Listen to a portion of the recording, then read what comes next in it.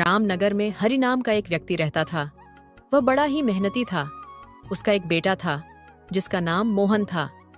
मोहन भी अपने पिता की तरह खूब मेहनती था।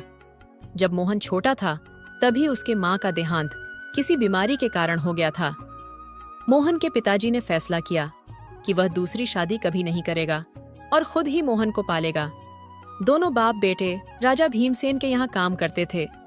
राजा उनको उनकी मेहनत के बदले केवल 2 किलो अनाज दिया करता था। 2 किलो अनाज में बाप बेटे का बड़ी मुश्किल से गुजारा होता था, इसलिए वह दोनों हमेशा भूखे ही रहते थे या फिर आधा पेट अनाज खाकर अपना गुजारा करते थे। एक दिन मोहन अपने पिता से कहता है, पिताजी, हमें राजा के यहाँ नौकरी छोड़ देनी चाहिए और हमें कुछ और काम करना चाहिए। हमें दूसरे शहर में नौकरी करनी चाहिए क्योंकि हमें हमारे काम के बदले राजा इतना कम अनाज देता है। इतने कम अनाज के कारण हमारा पेट भी कभी सही से नहीं भरता और हम हमेशा भूखे ही रहते हैं। भूखे रहने की वजह से हम बहुत कमजोर हो गए हैं। अगर हम खाएंगे नहीं तो काम कैसे करेंगे? बेटा, कह तो तू सही रहा है। भूखा रहने की वजह से मुझे भी बहुत कमजोरी आ गई है। हमेशा चक्कर से आते रहते हैं। कभी कभी तो मेरी आंखों से दिखना भी बंद हो जाता है। लेकिन बेटा, हम राजा की नौकरी नहीं छोड़ सकते। अगर हम राजा की नौकरी छोड़कर दूसरे शहर में नौकरी करेंगे तो राजा हमें तलाश करवाकर सूली पर चढ़ा देगा। हमारी भलाई इसी में है कि हम चुपचाप राजा की नौकरी कर रहे हैं। चल, अब तुम जंगल से लकड़ियां ले आओ और मैं जल्दी से खाना बना देता हूं। मोहन जंगल से लकड़ियां लाने चला जाता है। तभी मोहन के घर एक बुढ़िया आती है और हरिया से कहती है, बेटा हरिया, तूने जिंदगी में बहुत दुख झेले हैं, अब और कष्ट मत झेल। बुढ़ापे में भी तो चैन की रोटी बैठकर नहीं खा पाया। तेरा बेटा अब जवान हो गया है तो उसकी शादी क्यों नहीं कर देता? घर पर बहू आ जाएगी तो तुम दोनों को कम से कम घर का काम तो नहीं करना पड़ेगा ना। दिन भर तुम लोग मजदूरी करते हो और शाम को आकर फिर खाना बनाते हो। घर में बहू आ जाएगी तो तुम दोनों को घर के बहुत सारे कामों से छुटकारा मिल जाएगा। काकी, मोहन की शादी हुए 1 साल पहले ही हो चुका है। क्या कहा तूने? मोहन की शादी हुए 1 साल बीत चुका है, लेकिन तुमने तो कभी ये बात किसी को बताई ही नहीं। आखिर वजह क्या है जो तुमने इस बात को छुपाया? काकी, वजह तो कुछ नहीं है। मोहन की बहू अपनी माँ के घर है। जरा मुझे भी तो पता चले, आखिर बहू माँ के घर क्यों है? तुमने उसे वहां क्यों छोड़ रखा है? बेटे की शादी क्या बहू को मायके में छोड़ने के लिए जाती है? तू अपने बेटे से कहता क्यों नहीं कि वह अपनी पत्नी को मायके से लेकर आए? तू आज ही मोहन को भेज दे बहू को मायके से लेकर आने के लिए। कैसे भेज दूं काकी? हमें गरीबी तो चारों तरफ से घेरे हुए हैं। हमारे घर में तो एक चारपाई तक नहीं है जिस पर वह बेचारी आकर बैठ सके, और ना ही हमारे पास इतने पैसे हैं कि हम चारपाई खरीद कर ला सके, और ना ही मोहन के पास ऐसे कपड़े हैं जिन्हें वहां पहनकर वह अपने ससुराल जा सके। मोहन के पास तो सिर्फ 2 जोड़ी कपड़े हैं, उनमें से भी 10 पेवन लगे हुए हैं। पेवन लगे हुए कपड़े पहनकर ससुराल जाता हुआ मोहन भला कैसे अच्छा लगेगा? अरे वाह रे हरिया, मैं तो तुझे बड़ा होशियार समझती थी, मगर तू तो बहुत बड़ा मूर्ख निकला। बस इतनी सी बात के लिए तुमने मोहन की बहू को उसके मायके छोड़ रखा है। मैं तो सोच रही हूँ कि कोई बड़ा बखेड़ा होगा, मगर यह भी कोई बात हुई। चारपाई और कपड़ों की वजह से तू घर की बहू को घर नहीं लेकर आ रहा। चल, मैं दूंगी तुझे चारपाई बहू को बैठाने के लिए, और मोहन के लिए नए कपड़े भी खरीद कर लाऊंगी। फिर इतना कहकर बुढ़िया अपने घर चली जाती है। फिर उसके बाद हरि सोचने लगता है, ठीक ही तो कहती है काकी। मुझे मोहन की बहू को घर वापस बुला लेना चाहिए। अगर मोहन की बहू आ जाएगी तो हमें भी घर के कामों से राहत मिल जाएगी। मैं कल ही भेज दूंगा मोहन को बहू को लेने के लिए। फिर बुढ़िया हरि के घर आती है और बाजार से मोहन के लिए कुछ कपड़े और एक चारपाई ले आती है।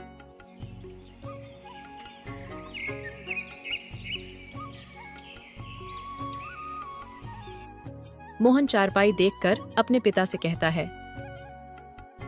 पिताजी, आप यह चारपाई कहां से ले आए हो? बेटा, ये चारपाई मुझे शांति काकी ने दी है, और उन्होंने तुम्हें नए कपड़े भी दिए हैं। लेकिन पिताजी, शांति काकी ने आपको चारपाई और नए कपड़े क्यों दिए हैं? बेटा, शांति काकी ने ये चारपाई तेरी बहू के लिए दिया है और ये नए कपड़े तेरे लिए। मैं कहता हूँ तू कल इन नए कपड़ों को पहनकर तू अपने ससुराल चला जा और अपनी बहू को ले आ। लेकिन पिताजी, हम अपना पेट ही बड़ी मुश्किल से भर पाते हैं। ऐसे में हम नैना को क्या खिला पाएंगे? वह हमारे घर का ऐसा हाल देखेगी तो क्या सोचेगी? हाँ, सब जानता हूं मैं बेटा, मगर बहू को जिंदगी भर के लिए मायके में भी तो नहीं छोड़ सकता ना। आखिर कभी और कभी तो लाना ही होगा। इसलिए मैं कहता हूं कि तू कल ही जाकर बहू को मायके से ले आ। ठीक है पिताजी, जैसी आपकी मर्जी। मैं कल ही जाकर नैना को मायके से ले आऊंगा।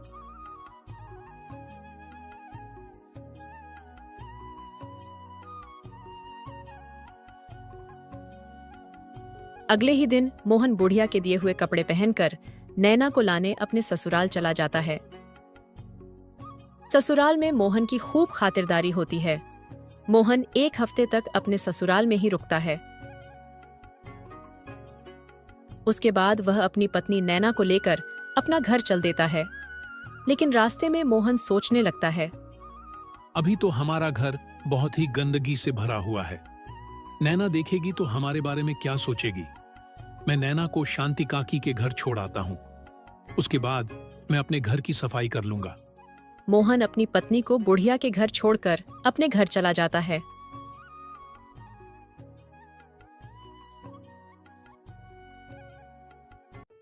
जब हरि ने मोहन को अकेला आता देखा, तब वह मोहन से बोला, बेटा, तू अकेला ही आ रहा है, तेरी पत्नी कहाँ है? तू उसे क्यों नहीं लाया बेटा? पिताजी, मैं नैना को ले आया हूं, लेकिन मैं उसे शांति काकी के घर छोड़ आया हूं, क्योंकि हमारा घर अभी बहुत गंदा है और सामान इधर का उधर बिखरा पड़ा है। नैना ये सब देखेंगी तो शायद उसे ये सब अच्छा ना लगे। जब मैं घर की साफ सफाई कर लूंगा तो नैना को अपने घर ले आऊंगा। साफ सफाई तो होती रहेगी, पहले तू महाराज के पास चल। वे तुझे 3 दिन से रोज बुला रहे हैं। मैं उनसे रोज कोई ना कोई बहाना कर देता हूँ। तुझे ससुराल में इतने दिन नहीं रुकना चाहिए था। पता नहीं महाराज तुझे क्यों रोज ढूंढ रहे हैं। मोहन बगैर सफाई किए अपने पिता के साथ राजमहल की ओर चल पड़ता है। उधर बुढ़िया ने नैना की खूब खातिरदारी की और फिर बोली, बेटी, तुम बहुत समझदार हो। भगवान तुम्हें हमेशा खुश रखे। आओ मेरे साथ, मैं तुम्हें तुम्हारे घर छोड़ आती हूँ। बुढ़िया की बात सुनकर नैना को बड़ा आश्चर्य हुआ। नैना मन ही मन सोचने लगी कि क्या यह घर उसका नहीं है। तो उसने बुढ़िया से हिचकिचाते हुए पूछा, माँ जी, अगर यह घर मोहन का नहीं है तो फिर मोहन का घर कौन सा है? बेटी, मोहन राजा के यहाँ काम करने गया है, इसलिए तुझे मेरे घर छोड़ दिया था। तू अभी नई नवेली दुल्हन है, घर में भला अकेली कैसे रहती? अब तो वह काम करके आने ही वाला होगा। उसके आने से पहले चल, मैं तुझे तेरे घर पर छोड़ देती हूँ। फिर बुढ़िया नैना को उसके घर छोड़ आती है। नैना को मोहन का घर देखकर बहुत आश्चर्य हुआ। पूरा घर गंदा पड़ा था। घर देखने में ऐसा लग रहा था जैसे सालों से घर में झाड़ू नहीं लगी है। घर का सारा सामान इधर उधर बिखरा पड़ा था। एक कोने में 2-3 जोड़ी कपड़े रखे हुए थे। उन पर भी जगह जगह पेवन लगे हुए थे और उन कपड़ों पर धूल जमी हुई थी।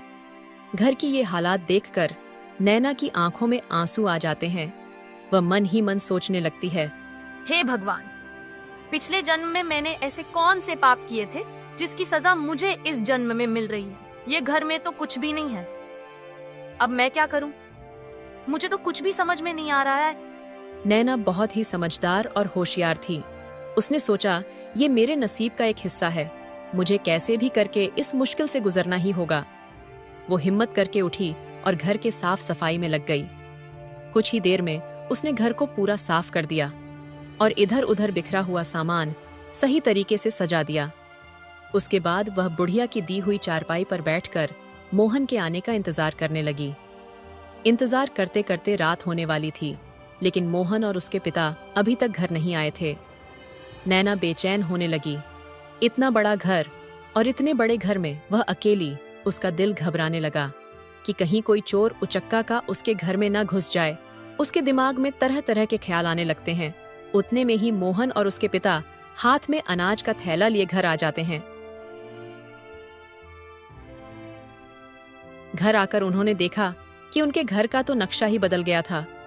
जो घर हमेशा कूड़े का ढेर बना रहता था, आज वह हीरे की तरह चमक रहा था। ये देखकर दोनों बाप बेटे बहुत खुश हो जाते हैं। मोहन ने 2 किलो अनाज जो उन्हें राजा देता था अपनी पत्नी को दे दिया और फिर बोला, लो इसे पका लो। नैना को 3 लोगों के लिए इतना कम अनाज देखकर बहुत ही आश्चर्य हुआ। वह मोहन से पूछने लगी, इतना अनाज तो 3 लोगों के लिए बहुत कम है। आपको अनाज थोड़ा ज्यादा लाना चाहिए था। नैना, राजा हमें हमारे काम के बदले केवल 2 किलो अनाज ही देते हैं। अब तुम ही बताओ, मैं ज्यादा अनाज कहाँ से ले आता? आप लोग राजा के यहाँ पूरा दिन काम करते हैं और राजा आप लोगों को 2 किलो अनाज देकर बहला देता है। राजा आप लोगों के साथ नाइंसाफी कर रहे हैं। लेकिन बेटा, हम कर भी क्या सकते हैं? राजा की बात टालने की हिम्मत भला किसमें है? कल से आप लोग ये 2 किलो अनाज मत लाना। राजा को साफ साफ बोल देना, महाराज 2 किलो अनाज में हमारा पेट नहीं भरता है। आपकी बहुत कृपा होगी अगर आप हमारा अनाज 2 किलो से बढ़ाकर 5 किलो कर दे तो। और हाँ, यह सब राजा से कहते वक्त आप लोग बिल्कुल भी मत डरिएगा। अगर राजा ऐसा करने से इनकार करते हैं तो आप लोग वहाँ काम करने से साफ मना कर देना। अगर राजा को आपकी जरूरत होगी तो वह आपसे काम करवाएंगे, वरना नहीं करवाएंगे। नैना, अभी तुम राजा को नहीं जानते हो, इसलिए ऐसी बातें कर रही हो। अगर राजा को पता चल गया ना, तो वो हमारी जबान कटवा देंगे। ऐसे कैसे राजा तुम्हारी जबान कटवा देंगे? तुमने कोई गलत काम तो नहीं किया नहीं है? तुमने किसी को लूटा तो नहीं है? और ना ही झूठ बोल रहे हो, सिर्फ अपना हक ही तो मांग रहे हो। तो फिर तुम्हें किस बात का डर है? और जो हक नहीं मांग सकता वह जिंदगी में कुछ नहीं कर सकता। राजा आप लोगों को कुछ नहीं करेगा, इसीलिए तो मैं कह रही हूँ, एक बार राजा से अनाज बढ़ाने को जरूर बोलना। ठीक है बेटी, अब तुम इतना कह रही हो तो मैं राजा से जरूर बात करूंगा। अब तुम इस अनाज को बना लो।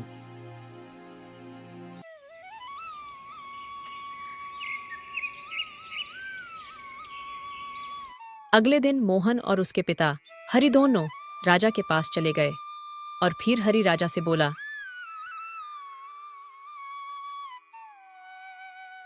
महाराज, आज मैं आपसे अनाज को लेकर बात करने आया हूँ। पूरा दिन काम करने पर भी आप हमें सिर्फ 2 किलो ही अनाज देते हैं। इतने अनाज में हमारा गुजारा नहीं हो पाता है महाराज। हमें अक्सर भूखा ही रहना पड़ता है। इसलिए आपसे एक प्रार्थना है महाराज, अगर आप हमारा अनाज 2 किलो से बढ़कर 3 किलो कर दीजिएगा तो बड़ी मेहरबानी होगी। हरी, ये बात तुम्हें पहले बताना चाहिए थी। भूखा रहना अच्छी बात नहीं है। अगर तुम लोग भूखे रहोगे तो काम कैसे करोगे? मैं आज तुम लोगों का अनाज 5 किलो नहीं बल्कि 6 किलो कर देता हूँ।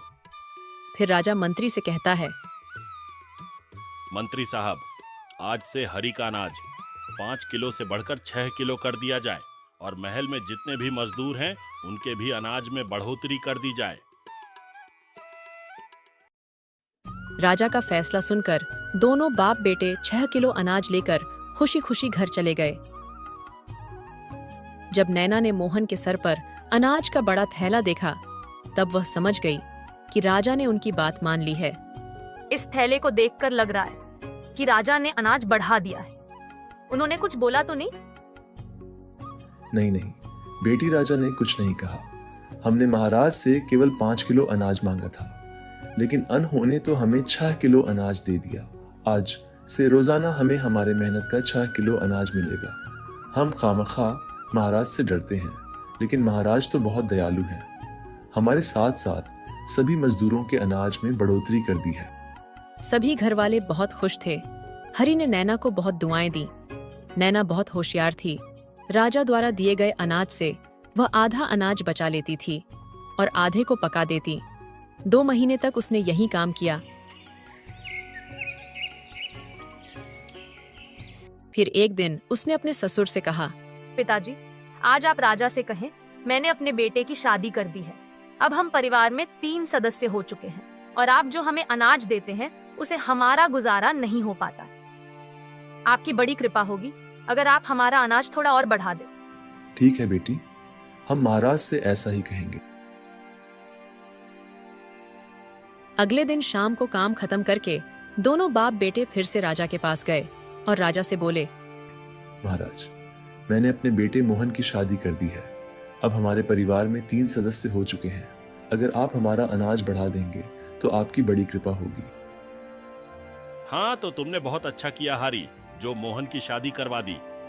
मैं आज ही मंत्री से कहकर तुम्हारा अनाज बढ़ा दूंगा।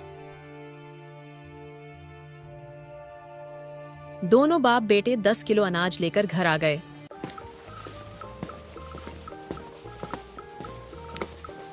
दस किलो अनाज को देखकर नैना बहुत खुश हुई। अब वह आधे से भी ज्यादा अनाज बचा लेती थी और बाकी बचे हुए को पका लेती थी। ये 8 महीने तक चलता रहा। अब नैना ने काफी अनाज जमा कर लिया था। फिर एक दिन वह अपने पति और ससुर से बोली, पिताजी, आज से आप लोग राजा के यहाँ काम करने नहीं जाएंगे। आखिर कब तक आप लोग मजदूरी करते रहेंगे? मजदूरी करने से सिर्फ पेट भरा जा सकता है। लेकिन बेटी, हम मजदूरी नहीं करेंगे तो क्या करेंगे? हम तो कुछ कर भी नहीं सकते। आप लोग चिंता मत कीजिए। राजा आप लोगों को जो अनाज देते हैं, मैंने उसमें से कुछ अनाज जमा किया है। इस तरह से मैंने काफी सारा अनाज जमा कर लिया है। आप लोग बाजार में एक दुकान खोल लो और वहाँ ये अनाज भेजो। भगवान ने चाहा तो हमारा ये कारोबार बहुत जल्दी ही अच्छा चलने लगेगा। ठीक है बेटी, मैं आज ही बाजार में कोई दुकान देखा था और फिर कल से हम उसमें अनाज शुरू कर देंगे। हरी ने बाजार में एक दुकान किराए पर ले ली और अगले ही दिन अनाज बेचना शुरू कर दिया। कुछ ही दिनों में उनकी दुकान काफी अच्छी चलने लगी। दुकान पर ग्राहकों की हमेशा भीड़ लगी रहती थी। ये देखकर बाप बेटे दोनों बहुत खुश रहने लगे। दोनों जब भी दुकान से घर आते तो घर के लिए कुछ न कुछ सामान जरूर लाते।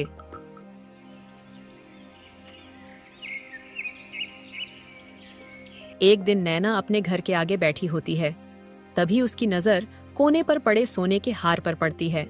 सोने का हार देखकर नैना की आंखें आश्चर्य से फटी की फटी रह जाती हैं। नैना जल्दी से हार को उठा लेती है और उसे घर में ऐसी जगह पर रख देती है जहां किसी की नजर ना पड़ सके। उसी दिन पूरे नगर में ढिंडोरची ने ऐलान किया। रानी के हार की खबर पूरे नगर में फैल गई। हर किसी के जबान पर रानी के हार की चर्चा थी। जब ये बात नैना को पता चली, तब उसने रानी के हार की बात को किसी से जिक्र नहीं किया। इसलिए राजा को अभी तक रानी का हार नहीं मिला। राजा बहुत परेशान था। वह मंत्री से बोला, मंत्री, हार के बारे में कुछ पता चला या नहीं? नहीं महाराज, अभी तक तो कुछ पता नहीं चला, लेकिन हार की तलाश जारी है। मंत्री तो मैं काम करो, एक बार फिर से राज्य में ऐलान करवाओ कि रानी का हर अभी तक नहीं मिला है। जिसे भी वह हर मिले वो बिना डर के आकार राजा को बताएं। जो भी हर ला कर देगा उसे मुंह मांगा इनाम दिया जाएगा।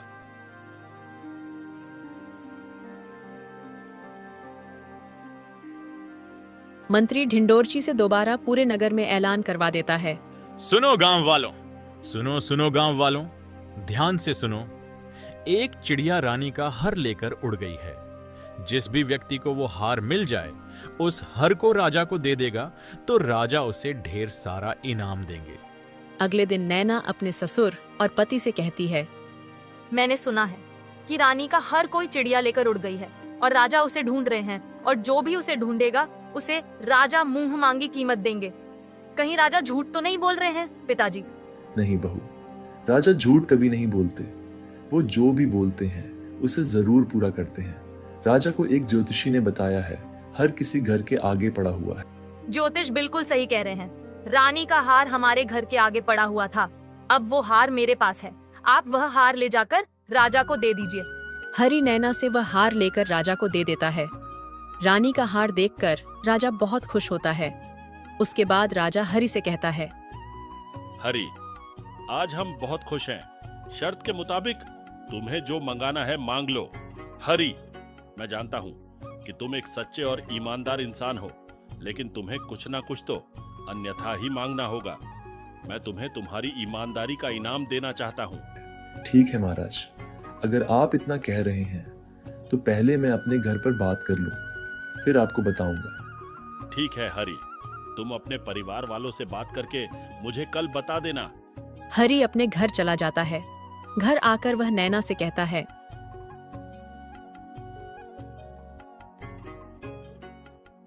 बेटी, महाराज मुझे इनाम देना चाहते थे, लेकिन मैंने उन्हें कह दिया कि घर वालों से बात करके बताऊंगा। आपने बहुत अच्छा किया पिताजी। अब कल आप राजा से कहें, क्या आप मुझे थोड़ी सी जमीन दे सकते हैं जिस पर खेती करके मैं अपने परिवार का गुजारा अच्छे से कर सकता हूँ। ठीक है बेटी, जैसा तुम कह रही हो मैं महाराज से वैसा ही कह दूंगा।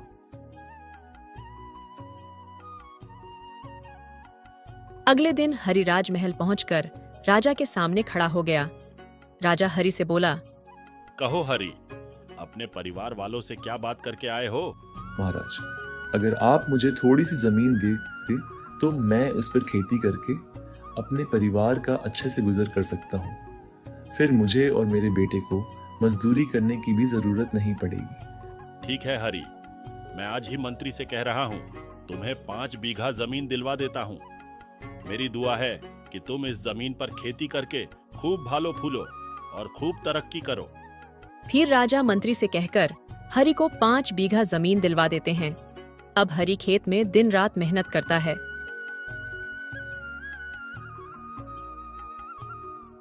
और मोहन अनाज की दुकान चलाता है। कुछ ही दिनों में वह बहुत धनी हो जाते हैं। फिर मोहन एक बहुत ही बड़ा घर खरीद लेता है। अब उनके घर में कोई भी कमी नहीं थी। इस तरह मोहन की बहू की समझदारी और चालाकी से कुछ ही दिनों में हरी और मोहन के गरीबी के दिन अमीरी में बदल जाते हैं। अगर हमारी कहानी आपको अच्छी लगी हो तो हमारे चैनल को लाइक और सब्सक्राइब करके एक प्यारा सा कमेंट जरूर करें। Thanks for watching.